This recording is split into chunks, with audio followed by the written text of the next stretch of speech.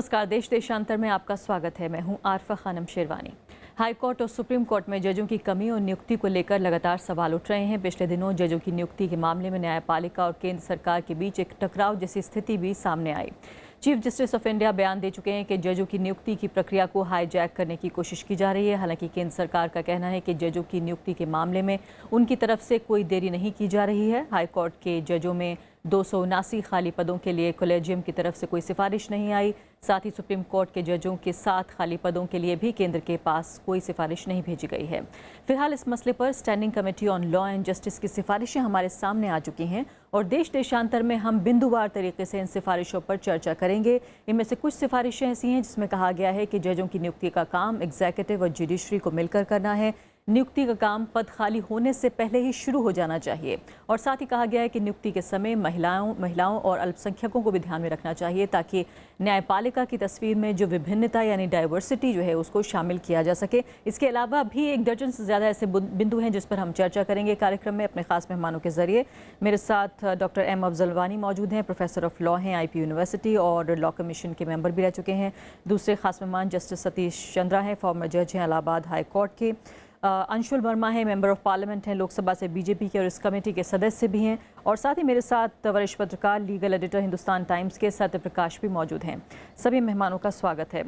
सबसे पहले अंशुल वर्मा जी, मैं आपके साथ शुरुआत करना चाहती हूँ कि इस दौरान लगातार हमने देखा है पिछले 2 साल में, खासकर नई सरकार जब से बनी है उसके बाद से हमने देखा है कि एक तरह का टकराव नज़र आ रहा है। एक तरफ केंद्र सरकार ये कहना चाहती है कि जैसे जुडिशरी जो है वो अपने एक्टिविज्म के ज़रिए सरकार का काम करना चाहती है और जुडिशरी का ये कहना है कि कहीं ना कहीं जजों की नियुक्ति या जजों पर जो है एक बड़ा हाथ, एक बिग ब्रदर वाली भूमिका जो है सरकार निभा रही है।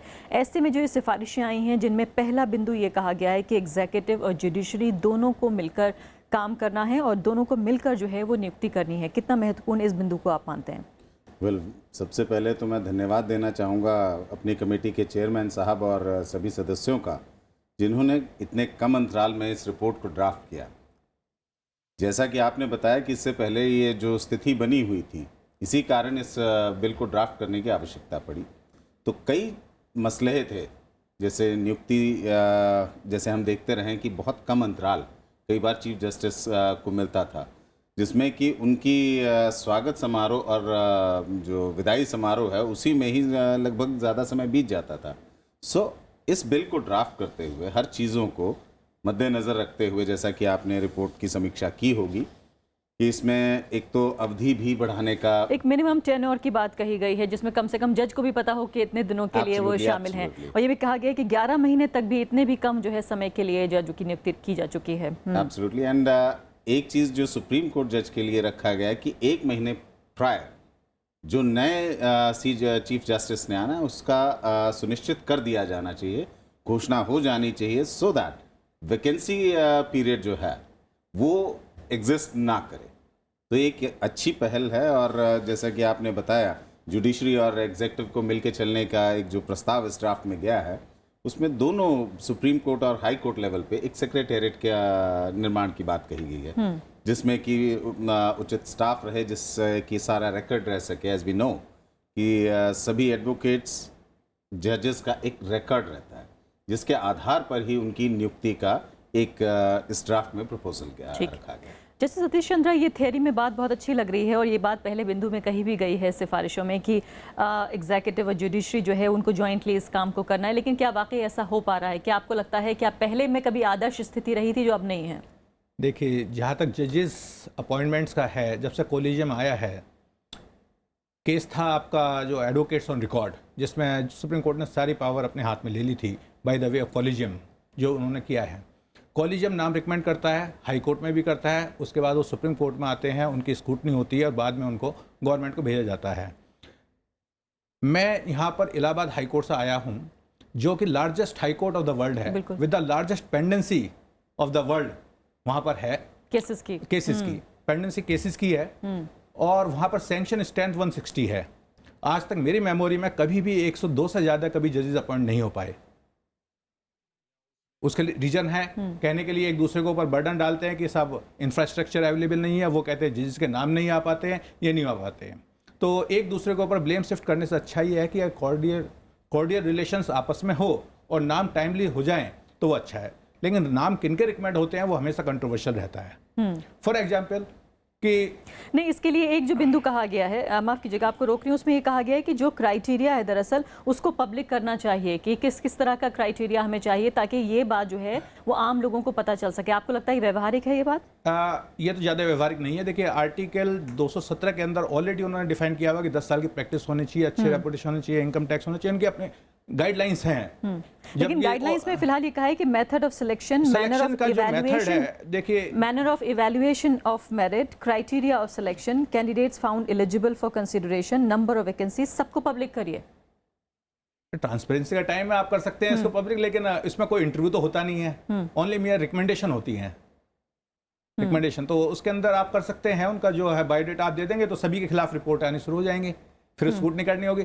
होता यह है कि जैसे एक नाम रिकमेंड होता है तो उसके अगेंस्ट आना शुरू हो जाता है, रिप्रेजेंटेशन फॉल्स और true what ever may be, और बाद में इन्वेस्टिगेशन होता है, क्यों वहां तो कंपटीशन बहुत ज्यादा है। अब देखिए इलाहाबाद हाई कोर्ट में कम से कम 10,000 एडवोकेट्स जो हैं they are aspirant to become the high court जज। 10,000 एडवोकेट्स, और सारे के सारे जो हैं जिनकी 10 साल हो गई है सर्विस, एवरीबडी वांट्स, 10 साल की प्रैक्टिस हो गई, everybody wants to become the जज। लेकिन वहाँ वैकेंसी नहीं है इतनी ज़्यादा कि 10,000 को एडजस्ट किया जा सके या कुछ किया जा सके, तो नेचुरली वहाँ लैग पुलिंग का मेथड रहता ही है थोड़ा सा, और ये वहाँ नहीं, हर हाई कोर्ट कहा दिया है। तो ये बिंदु व्यवहारिक नहीं है, व्यवहारिक नहीं हो पाएगा, इसको थोड़ा सा आपको रिकमेंड करना चाहिए। हाँ, इसके अंदर ये सजेशन मॉडिफाई किया जा सकता है कि फुल कोर्ट डिसाइड कर दे। अंशुल जी, इसमें एक प्रावधान है कि 1 वर्ष पूर्व इसको सार्वजनिक किया जाएगा।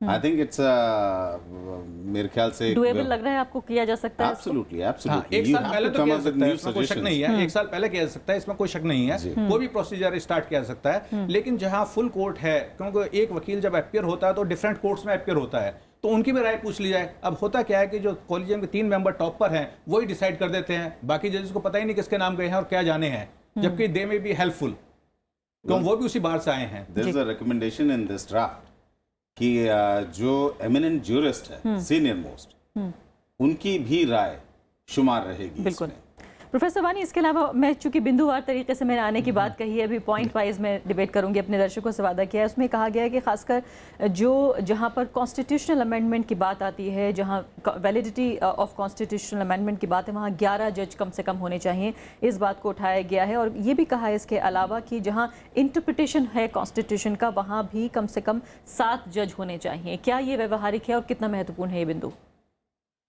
ये जो 2 इश्यूज हैं कि कितनी स्ट्रेंथ होनी चाहिए जजेस की, ये बेसिकली कनेक्टेड है फर्स्ट पॉइंट से, जो पहले हम बैलेंस की बात कर रहे हैं, उससे कनेक्टेड है, क्योंकि ultimately everything boils down to the independence of judiciary.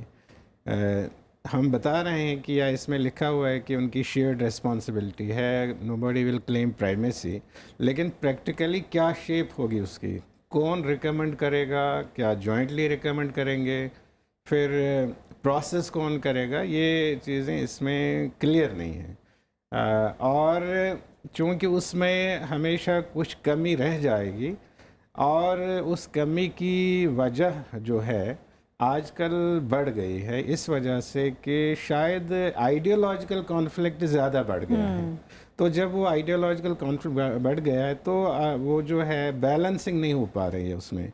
अब उसको कम करने के लिए कि अगर कोई इशू आता है कॉन्स्टिट्यूशनल अमेंडमेंट का, तो एक ब्रॉडर जब बेंच बैठेगा तो उसमें थोड़ा सा वो डाइल्यूट हो जाएगा और उसमें डिफरेंट ओपिनियंस जो हैं वो सामने आ जाएंगे।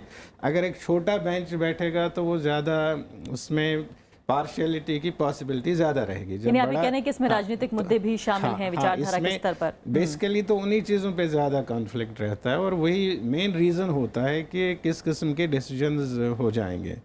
इसलिए जो पहली बात है उसमें इनको और एक डिटेल्ड एक रेगुलेशंस आनी चाहिए, और ये कनेक्टेड है कि वन के जो सेपरेशन ऑफ पावर्स को उसको कितना आप स्पेस दे रहे हैं वो एक है। दूसरा ये है कि जो आप क्राइटेरिया डेवलप कर रहे हैं उसको डेफिनेटली पब्लिक करना चाहिए इन एडवांस। ये नहीं कि पहले से नाम आ जाएंगे फिर आप कहेंगे हमने ये क्राइटेरिया अडॉप्ट किया, नहीं, वो क्राइटेरिया पहले आना चाहिए। और जो पहले इस कॉन्स्टिट्यूशन में जो आज आया है वो जैसे जज साहब ने बताया वो बहुत पहले आया, आज कंसिडरेशंस बदल गई हैं या नए इश्यूज आए हैं, एबिलिटीज़ डिफरेंट आई हैं, क्वालिफिकेशंस डिफरेंट आई हैं। और पैटर्न ऑफ जस्टिस सिस्टम वो बदल गया है, इसलिए उनको बिल्कुल क्लियर करना चाहिए और जो उनमें फिट आएगा तो उनको स्पेस देना चाहिए। और मैं इसमें एम्बिग्यूटी नहीं रहने देना चाहता हूँ। मैं क्लियरली बताना चाहूँगा कि जो डिमांड है सेपरेशन ऑफ पावर्स की, उसमें कॉलेजियम को ही रिकमेंड करने का वो अधिकार होना चाहिए। और जहाँ तक प्रोसेस करने की बात है, उसमें अगर किसी भी रिकमेंडेड पर्सन के बारे में कोई ऑब्जर्वेशन आई है थ्रू इंटेलिजेंस या otherwise, they must communicate that to the collegium. ये वर्केबल हो सकता है। लेकिन वापस तो उसमें कॉलेजियम के पास तो वापस फिर से आता है, सरकार के पास जाता है, रिकमेंडेशन के पास, फिर कॉलेजियम के पास आता है। देखिए, इस वक्त जो प्रैक्टिस है वो उसको रहने दीजिए। मैं जो बात कह रहा हूँ कि कॉलेजियम, उसमें क्या अमेंडमेंट करना पड़ेगा, क्या रेगुलेशंस लानी पड़ेगा, क्या चेंज करना है, या बिहेवियर में क्या, या प्रोसेस में क्या चेंज करना, लेकिन कॉलेजियम विल अल्टीमेटली रिकमेंड। और गवर्नमेंट का ये रहेगा कि वो because of any factual situation जो इन्वेस्टिगेशन से इमर्ज होके आए हैं, they will refer it back to the collegium. Otherwise if they say will do it together, that is not workable. And if they do it, तो उसमें भी एक that also smell something. लेकिन professor Wani, जिस बात का आप जिक्र कर रहे हैं कि पृष्ठभूमि, विचारधारा, ये सब तमाम चीज़ें मायने रखती हैं और इसी पर जो है एक तरह से एक टकराव देखने को मिल रहा है। लेकिन एक जो बहुत महत्वपूर्ण इसमें सिफारिश है वो ये भी है कि अगर खासकर सुप्रीम कोर्ट कॉलेजियम जो है वो इस बात को डिस्क्लोज नहीं करता कि ख़ास कैंडिडेट को क्यों रिजेक्ट किया गया है, और ये जो है उस कैंडिडेट को भी जानने का हक है कि आखिर उसके अंदर ऐसी क्या योग्यता थी जो नहीं पाई गई जिसकी वजह से उसको रिजेक्ट किया गया। आपको लगता है क्या ये कानून के मुताबिक संभव हो पाएगा, क्या ये वर्केबल है? हाँ, इसमें जो है, जो मैंने कहा पहले से ही क्राइटेरिया जो डिक्लेयर होगा, अगर वो फुलफिल करता है, सिर्फ एक चीज का रहता है, वो है कि उसके बारे में अगर कोई नेगेटिव बात आई है, वो तो गवर्नमेंट कर लेगा, and that can be communicated to that very person only. Otherwise उसको आप पब्लिक नहीं कर सकते।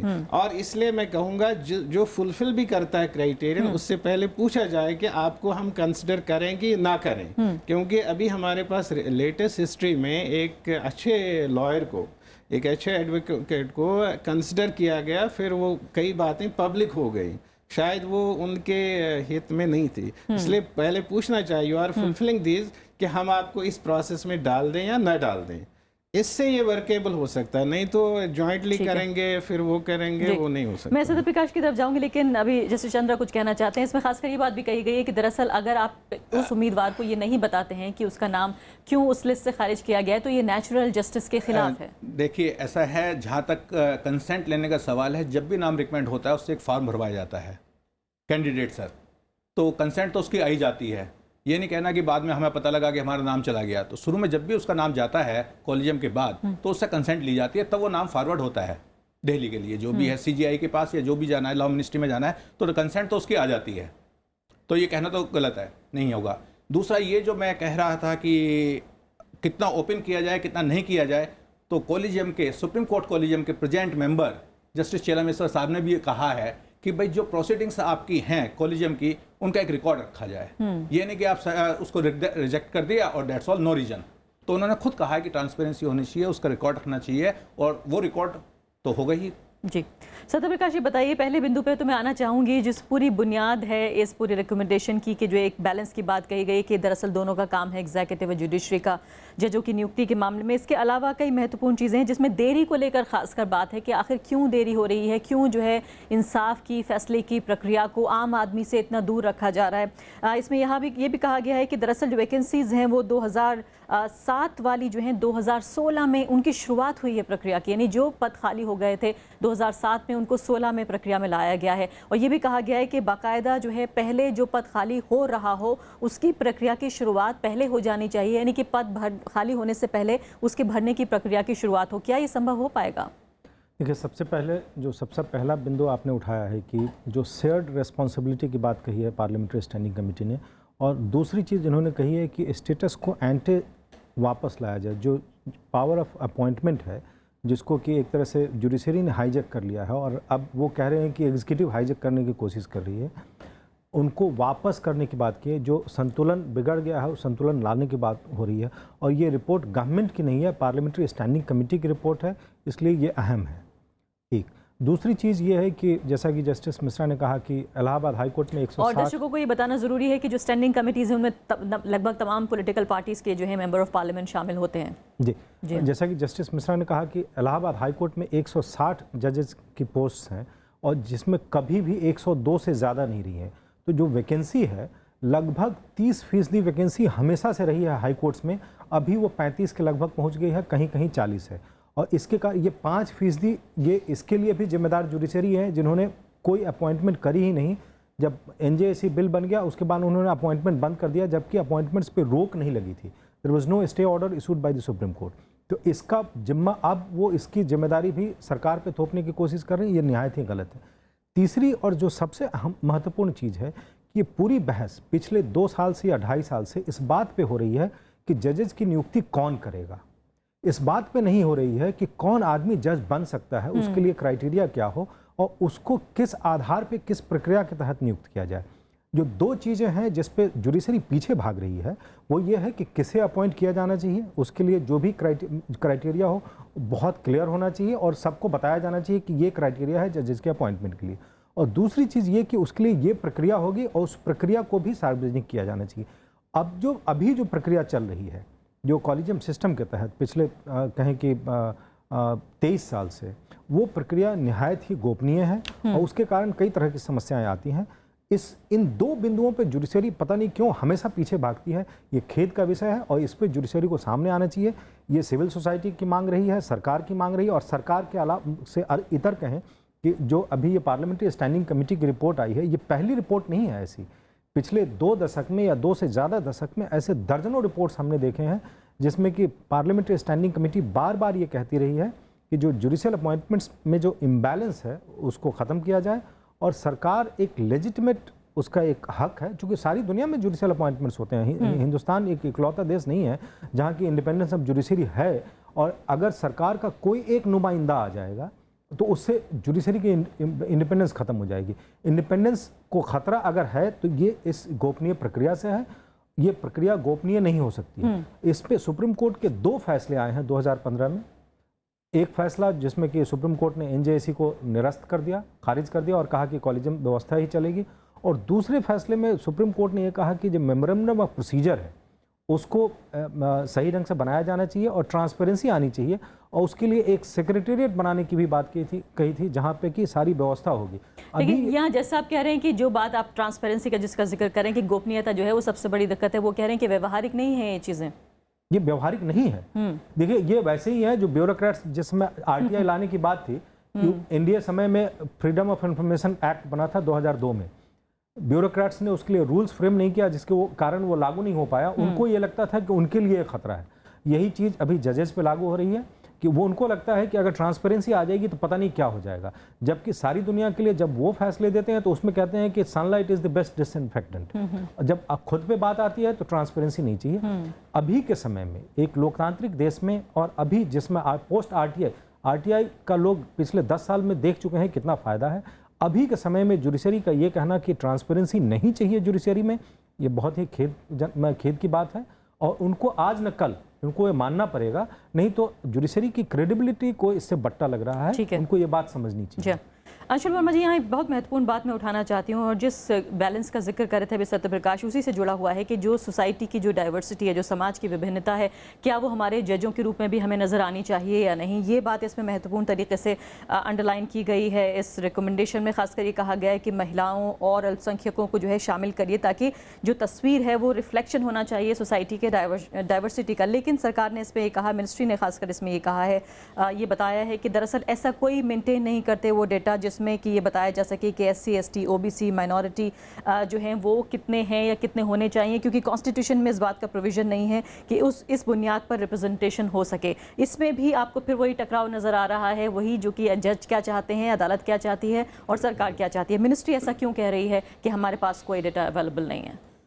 वेल, जैसा कि अभी मैं क्षमा चाहूँगा, मैं थोड़ा आप लोगों से इत्तेफाक न रख के सत्यपाल जी ने बड़ा अच्छा मुद्दा उठाया, सत्यप्रकाश जी ने, कि transparency should be there. And अगर आप इसकी रीडिंग करते हैं इस ड्राफ्ट की, every effort has been taken into the consideration. आप सेक्रेटेरिएट के निर्माण की बात करते हैं, दोनों एंड्स पे हाई कोर्ट और सुप्रीम कोर्ट, और आप भली भांति जानते हैं कि सभी एडवोकेट्स का रिकॉर्ड रहता है, जजेस का रिकॉर्ड रहता है, और इसमें पूरा प्रावधान दिया गया है किस हिसाब से चयन करते समय उनका एनालिसिस होना चाहिए, और उसी में सहभागिता करते हुए, चाहे वो एमिनेंट जूरिस्ट हैं from different parts of the society, shall be taken into the consideration.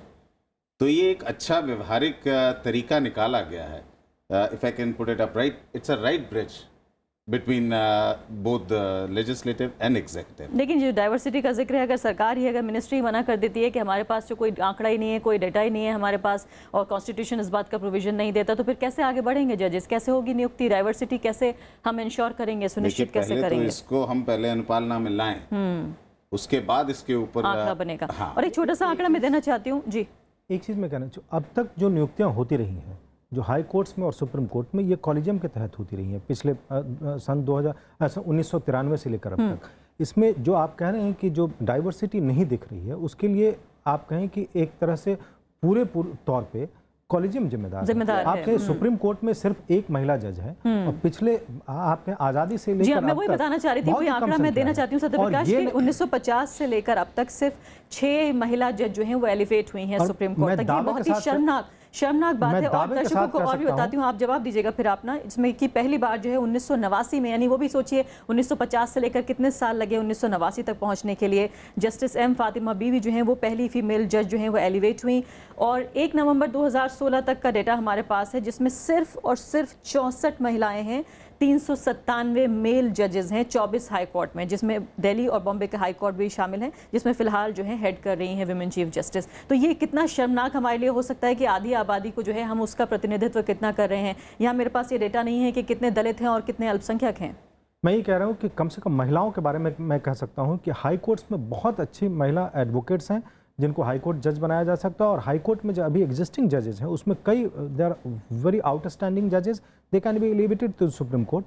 ये जो एक तरह से कहें कि what comes out is gender bias in the collegium system, ये और उसके अलावा भी जो जिस तरह की डाइवर्सिटी की हम बात कर रहे हैं, ये डाइवर्सिटी अगर नहीं है, इसके लिए गवर्नमेंट को नहीं, कॉलेजियम को ब्लेम किया जा सकता है। इनफैक्ट जो पार्लियामेंट्री स्टैंडिंग कमेटी की रिपोर्ट है उसमें ये बात रिकमेंड की गई है कि ये डाइवर्सिटी जुडिशरी में भी रिफ्लेक्ट होनी चाहिए। बहुत अच्छा पॉइंट आपने उठाया है कि वाकई इसकी जिम्मेदारी जो है, फिलहाल कम से कम ये नहीं कह सकते कि सरकार के स्तर पर, वो अलग बात है कि कम से कम सरकार का जो जवाब है वो भी बहुत समर्थन देता हुआ नजर नहीं आ रहा है।